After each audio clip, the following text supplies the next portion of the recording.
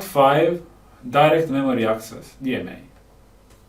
Direct Memory Access is a kind of device that, differently to the other ones we just saw, can take control of the bus of the system. You want this because since your CPU, the job of your CPU is to manage data effectively. So half of its job is to read and write it. Of course, this takes time, and when the CPU does it, the CPU cannot do anything else, basically. You are losing efficiency in computation, which can be bad, especially if you want to read and write a lot of data, which can take a very long time for the CPU. You want one device that does it, okay, that does just that. So you can basically relegate in the CPU to mostly operations and very small data transfer when necessary. A CISC type of device actually can implement instructions that do memory managing more efficiently, but this is not possible in RISC devices, and still, while you do that, you're still losing time and resources, of course.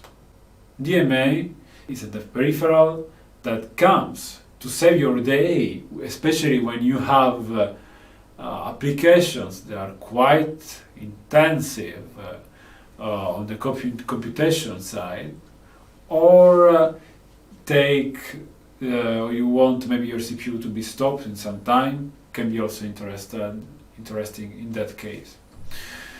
Of course, your DMA requires to know what data to move, which can take a little bit of time, and then you need some signals to synchronize the bus usage with the CPU and the DMA. It can implement several types of memory transfer techniques.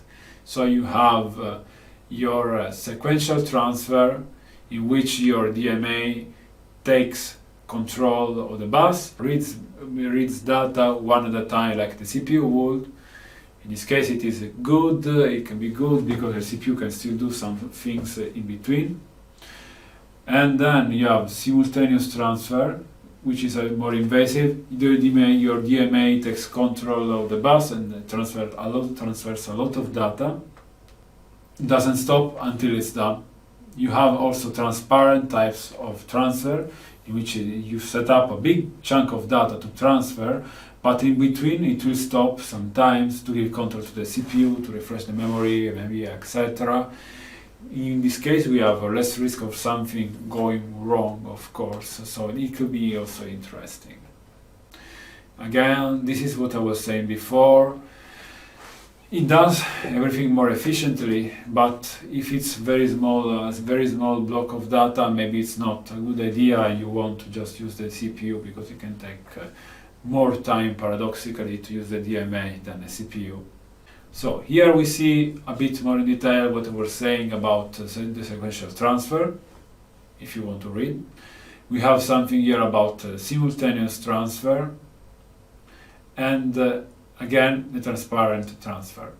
The only thing that I can add to this is that for simultaneous transfer and transparent transfer, the DMA, what it does is that it takes you have a big block of data, and the DMA, instead of reading the data like the CPU would, it just contacts the different memories, like the one that gives the data and the one that receives it, and you just put them one in reading mode and one in writing mode, so the data goes directly from one memory to another without any bottleneck. So it is very interesting. The CPU cannot do that ideally. The moral of the story is use your DMA.